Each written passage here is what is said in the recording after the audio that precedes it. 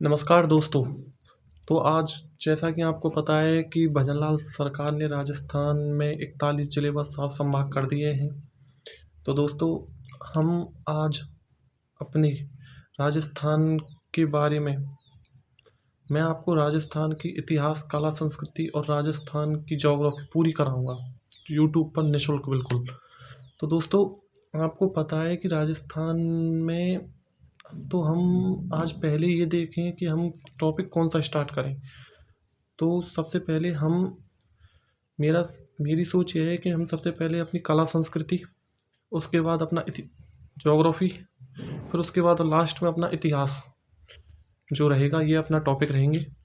तो राजस्थान की कला संस्कृति में हम सबसे पहले हम अपनी राजस्थान की, आपको पता है, जैसा कि आपको पता है कि भाई, हम किसी भी शुभ कार्य को शुरू करने से पहले देवी देवताओं का पूजन किया जाता है। तो हम आज राजस्थान के प्रमुख लोक देवता व लोक देवियाँ इनको पढ़ने जा रहे हैं। तो दोस्तों, सबसे पहले जैसा कि शब्द आया लोक देवता, लोक देवता और लोक देवी। आपको पता है कि लोक देवता कहते किसे हैं, या फिर लोक देवता के बारे में क्या परिभाषा हो सकती है, किसे कहते हैं लोक देवता? तो अलग अलग किताबों में दोस्तों, वैसे तो अलग अलग किताबों में बहुत सी परिभाषाएं दी हुई हैं, लेकिन मैंने जो परिभाषा मुझे अच्छी लगी आपके सामने बता रहा हूँ मैं आपके सामने। तो लोक देवता किसे कहते हैं? लोक देवता के बारे में परिभाषा देखें तो लोक देवता वे महापुरुष होते हैं, वे महापुरुष जिन्होंने अपने आत्मबल व दृढ़ संकल्प के माध्यम से, लोक देवता वे महापुरुष होते हैं जिन्होंने अपने आत्मबल व दृढ़ संकल्प के माध्यम से समाज में धर्म की स्थापना की, तथा जिन्होंने अपना पूरा जीवन नारियों की रक्षा, गौरक्षा हेतु समर्पित कर दिया। मतलब जिन्होंने अपना पूरा जीवन नारियों की रक्षा एवं गौरक्षा हेतु समर्पित कर दिया, तथा अपनी अलौकिक शक्तियों के माध्यम से लोगों को प्रभावित किया और जनास्था के केंद्र बन गए, उन्हें लोक देवता कहते हैं। तो हम इसकी दोबारा परिभाषा देखें तो आप ध्यान से सुनिए इसकी परिभाषा देखें। लोक देवता वे महापुरुष, साथ के साथ आप लिखते भी जाइए यहाँ। ये पूरा बैच यूट्यूब पर निःशुल्क रहेगा और हम आपको राजस्थान की कला संस्कृति पूरी बाकायदा 41 जिलों के अनुसार कराएंगे, बिल्कुल निःशुल्क। लोक देवता, तो लिखिए राजस्थान के लोक देवता के बारे में। लोक देवता की परिभाषा कि वे महापुरुष जिन्होंने अपने आत्मबल व दृढ़ संकल्प के माध्यम से समाज में धर्म की स्थापना की, तथा जिन्होंने अपने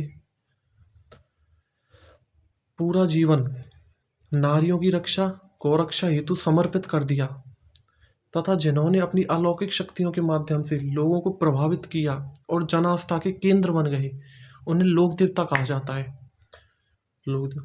आपको पता है लोक देवता के अलावा बहुत सारे शब्द और आते हैं, जैसे बहुत सारे बाद में, जैसे झुंझार कहते हैं, खारे मामा भी होते हैं, मीठे मामा, कभी अलग अलग क्षेत्रों में, अलग अलग बोलियों में अलग अलग तरीके से कहते हैं। जैसे झुंझार के बारे में हम देखें तो झुंझार किसे कहते हैं? झुंझार उन्हें कहते हैं कि वह लोक देवता जो लड़ते हुए वीर गति को प्राप्त हो गई। झुंझार किसे कहते हैं? कि वो लोक देवता तो ये सभी हैं, लेकिन अलग अलग श्रेणियों में बांटा गया है। जैसे कि झुंझार के बारे में हम देखें तो झुंझार किसे कहते हैं? कि वह लोक देवता जो लड़ते हुए वीर गति को प्राप्त हुए, उन्हें झुंझार कहते हैं। खारे मामा वह लोक देवता जिनको मांस व शराब का भोग लगाया जाता है, उन्हें कहते हैं खारे मामा। मीठे मामा वह लोक देवता जिनको मांस व शराब का भोग नहीं लगाया जाता, केवल सामान्य भोग लगाया जाता है, उन्हें मीठे मामा कहते हैं। खबी खबी पितृ कृपा से प्राप्त अलौकिक शक्तियाँ, अर्थात जो पितृ होते हैं, आपको पता है हमारे पूर्वज वगैरह, उनसे जो प्राप्त शक्तियाँ हमें प्राप्त होती हैं, उन्हें खबी कहते हैं।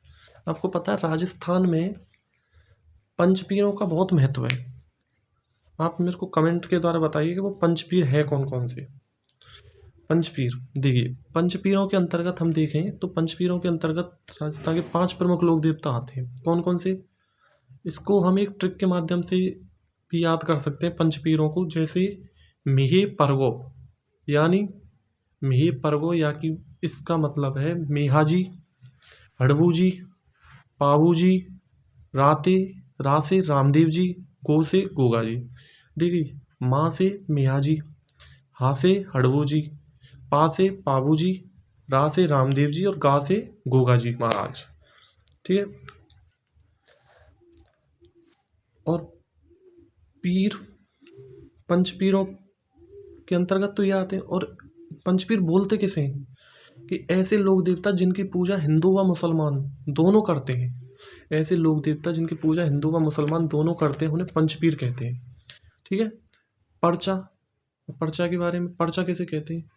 पर्चा कहते हैं किसी शक्ति द्वारा किसी कार्य को कर देना या करवा देना। जैसे लोक देवता समय समय पर अपना पर्चा देते हैं कि भाई किसी, हमने कोई मन्नत मांगी कि भाई हम इस कार्य को, कि भगवान से, लोग देव किसी से हमने मन्नत मांगी कि इस काम को करवा दो, हम आपको ये करेंगे। जैसे हम आपको 51 रुपये का प्रसाद चढ़ाएंगे, 20 रुपये का, जो भी मतलब जैसी भी, तो उस कार्य को लोग जैसे संपन्न हो जाता है तो उसे ही उसका पर्चा देना, अर्थात कि वो है इस दुनिया में, अस्तित्व अपना अपना देना, उसे ही पर्चा देना कहते हैं।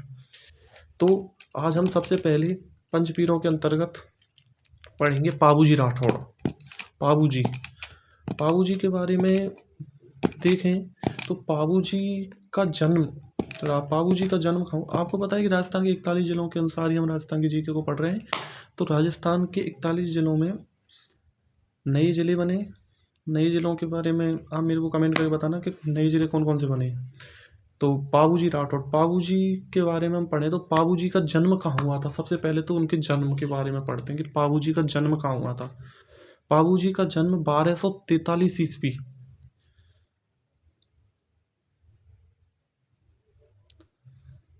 कोलूमंड गांव फलौदी में हुआ था। सॉरी 1243 नहीं, 1239 में, सॉरी 1239 ईस्वी में कोलूमंड गांव फलौदी में हुआ था। इनके पिता का नाम, पिता की बात करें तो इनके पिता का नाम था धांधल जी राठौड़। माता का नाम था कमला दे। गुरु समरथ भारती। बड़े भाई बूढ़ो जी। घोड़ी केसर कालमी। पत्नी, इनकी पत्नी की बात करें तो इनकी पत्नी का नाम क्या था? पत्नी का नाम था सुप्यार दे या फिर फूलम दे। सुप्यार दे का नाम ही फूलम दे है। अलग अलग किताबों में ये बताते हैं कि इनकी 2 पत्नियां थी, लेकिन नहीं, इनकी एक ही पत्नी थी जिसका नाम सुप्यार दे था, और इसी को हम फूलम देव के नाम से भी जानते हैं, जो कि अमरकोट, वर्तमान पाकिस्तान में अमरकोट की राजा सूरजमल सोढ़ा की पुत्री थी। और हम पाबूजी राठौड़ की जैसे उनके सहयोगी जो युद्ध में उनके साथ हुए, आगे बताएंगे इनके बारे में, बहुत अच्छी तरीके से विस्तृत वर्णन का करेंगे हम। तो ये ऊपर की जानकारी है थोड़ी बहुत बस। इनके सहयोगी के बारे में देखें तो हम चांदा, डेमा, हड़मल राय का, इनके मंदिर को जैसे मंड कहते हैं। इनका प्रतीक पूछे कि भाई इनका प्रतीक क्या? प्रतीक है इनका भाला लिए अश्वारोही। इनकी पगड़ी बाईं ओर झुकी हुई है। इनके उपनाम देखें तो उपनाम कौन कौन से इन्हें, एक तो देखो लक्ष्मण का अवतार मानते हैं, प्लेग रोग निवारक देवता कहते हैं, ऊँटों का देवता कहते हैं। राजस्थान में सर्वप्रथम ऊँट लाने का श्रेय भी पाबूजी को ही जाता है, आपको पता हो तो। सर्रा रोग निवारक देवता पाबू पीर। हाड़फाड़ वाले देवता गौरक्षक देवता है, अछूत उद्धारक देवता। पाबूजी के बारे में पाबूजी देवल चारडी की गायों को छुड़ाते हुए पाबूजी के बहनोई थे जिनका नाम था जायल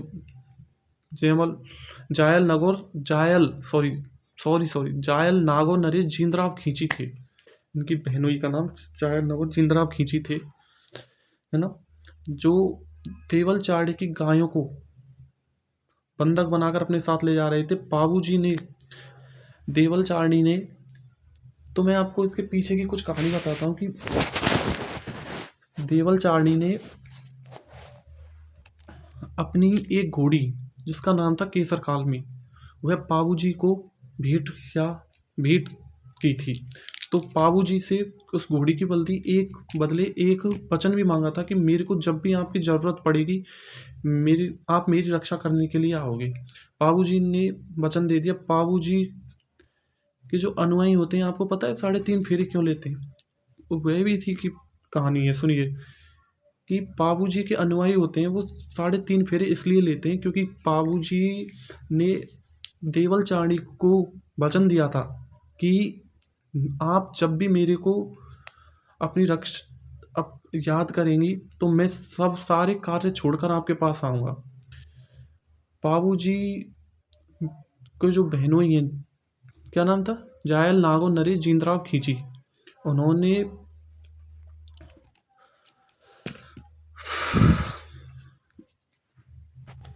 पाबू जी के जो बहनोई थे, जायल, नागो, नरेश, जींदराव खींची, उन्होंने देवल चारणी की गायों को बंधक बना लिया था। तो पाबू जी की उस टाइम शादी हो रखी थी, शादी के फेरे चल रहे थे उस टाइम। तो देवल चारणी भागकर उनके पास गई और बोली कि आपने मेरे को वचन दिया है, आपको मेरे साथ चलना होगा। ठीक है सर, चलेंगे, बिल्कुल चलेंगे। तो उन्होंने अपनी घोड़ी केसर काल में पाबू जी को दी और पाबू जी देवल चारणी की गायों को बचाते हुए जींदराव खींची से युद्ध करते हुए 1276 ईस्वी में देचू गांव फलौदी में जींदराव खींची से लड़ते हुए वीरगति को प्राप्त हुए तथा इनके पीछे इनकी पत्नी सुप्यार दे या फिर फूलम दे, जो भी एक नाम है, इनके साफे के साथ सती हुई थी। वो इनके के साथ नहीं हुई थी, वो सती इनके साफे के साथ सती हुई थी। और आपको पता है, मारवाड़ में सर्वप्रथम ऊंट लाने का श्रेय भी पाबू जी को जाता है। पाबू जी की फड़, तो आप नोट्स बनाते जाइए कि भाई पाबू जी की फड़ राज्य की सबसे लोकप्रिय फड़ है। इस फड़ का वाचन नायक जाति का भोपा रावण हत्ता वाद्य यंत्र के साथ करता है। पाबू जी रेवाड़ी या रायका जाति के आराध्य देव हैं। रेवाड़ी जाति के लोग विवाह में 3.5 फेरे लेते हैं। पाबू जी ने गुजरात के आना बघेला शासक के सताए 7 थोरी जाति के भाइयों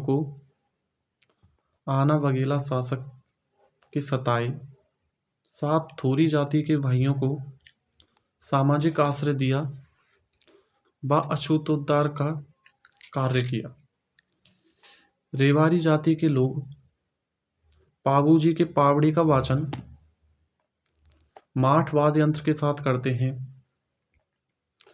रेवाड़ी जाति के लोग पाबू जी के पावड़ी का वाचन माठ वाद्य यंत्र के साथ करते हैं। पाबू जी के अनुयायी पाबू जी की आराधना में थाली नृत्य करते हैं। पाबू जी का मंदिर, नेक्स्ट लाइन में लिखिए, पाबू जी का मंदिर कोलूमंड गांव। कोलूमंड देखिए पहले जोधपुर में आता था, लेकिन अब अपने 41 जिलों के अनुसार हम देखें तो कोलूमंड गांव फलौदी में आता है। आपको घबराने की ज़्यादा टेंशन मत लीजिए, इतना चेंज नहीं हुआ है कि भाई सभी ने हुआ बना रख दिया है कि भाई राजस्थान का चलिए चेंज हो गए, पहले 52 हुए, फिर 50 हुए, 50 से फिर अब 41 हो गए, क्या पढ़े क्या नहीं पढ़े। ऐसा कुछ नहीं है, कुछ दिक्कत नहीं है। आप लगातार हमसे जुड़े रहिए, हम आपको राजस्थान का हिस्ट्री, कल्चर, पॉलिटी, राजस्थान की ज्योग्राफी सभी निःशुल्क बैच कराएंगे बिल्कुल। रेवाड़ी जाति के लोग पाबू जी के पावड़ी का वाचन माठ वाद्य यंत्र के साथ करते हैं। पाबू जी के अनुयायी, अगली लाइन में लिखिए, पाबू जी के अनुयायी पाबू जी की आराधना में थाली नृत्य करते हैं। पाबू जी का मंदिर कहाँ पे? कोलूमंड गांव फलौदी में, जहाँ पर इनके मंदिर पर चैत्र अमावस्या को इनका मेला बढ़ता है। और बहुत से ऐसे क्वेश्चन हैं जो बाबूजी के बारे में पूछते हैं, उनको इम्पोर्टेंट करके लिख लीजिए। जैसे कि भाई बाबूजी पर ग्रंथ लिखे गए हैं बहुत सारे। भाई पाबू प्रकाश, आपसे पूछ लिया कि भाई पाबू प्रकाश किसने लिखा, तो पाबू प्रकाश लिखा जो था मोड़जी ओसिया ने। पाबू प्रकाश ये जो ग्रंथ है ये लिखा था मोड़जी ओसिया ने। इस ग्रंथ के अनुसार, इस ग्रंथ में यह कहा गया है कि बाबूजी का जन्म बाड़मेर के पास एक जूना ग्राम में एक अप्सरा की कोख से हुआ था। बाबूजी के बारे में ये भ्रांति थी कि भाई एक अप्सरा थी, इनके पिताजी रोज रात में एक नदी के किनारे घूमने जाया करते थे। तभी वहाँ पर रोजाना अप्सराओं का एक समूह स्वर्गलोक से नीचे पृथ्वी पर आकर वहाँ मंगल क्रीड़ाएं करता था। तो एक दिन बाबूजी के पिताजी धांधल जी राठौड़ वहाँ पर घूम रहे थे, तो उन्होंने एक दिन उनको सभी को देख लिया भाई घूमता हुआ। तो फिर उसके बाद उनको और सारी अप्सराएं चली गई, एक अप्सरा वहाँ रह गई। तो अप्सराओं का ये कोई श्राप होता है कि भाई अगर उनको कोई इंसान देख ले तो वो दोबारा वापस वहाँ नहीं जा सकती। तो उन्होंने कहा कि भाई मेरे से आप शादी करो। अप्सरा ने कहा, और फिर अप्सरा ने शादी के लिए कहा तो धांधल जी राठौड़ ने कहा कि भाई मेरी तो पहले से ही शादी हो रखी है, मैं कैसे आपसे दोबारा शादी नहीं कर सकता। तो उन्होंने ठीक है जोर जबर कर उनसे शादी कर ली। तो उनके कोख से बाबूजी का जन्म हुआ। पाबू प्रकाश में यह लिखा हुआ है। तो बाबूजी, और अगला ग्रंथ लिखिए यहाँ बाबूजी बात। बाबूजी बात किसने लिखी थी? लक्ष्मी कुमारी चुंडावत ने। बाबूजी रा दोहा यह लिखा था लगराज ने। चौथा ग्रंथ लिखिए बाबूजी रा सोठा, वो लिखा था रामनाथ कविया ने।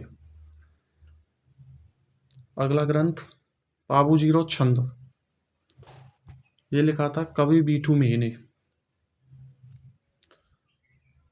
तो साथियों आज हमारा बाबूजी कंप्लीट हो गया है, तो मिलते हैं अगली क्लास में। तो आज हम देखें पहले तो कि भाई हमने आज बाबूजी के बारे में क्या क्या पढ़ा।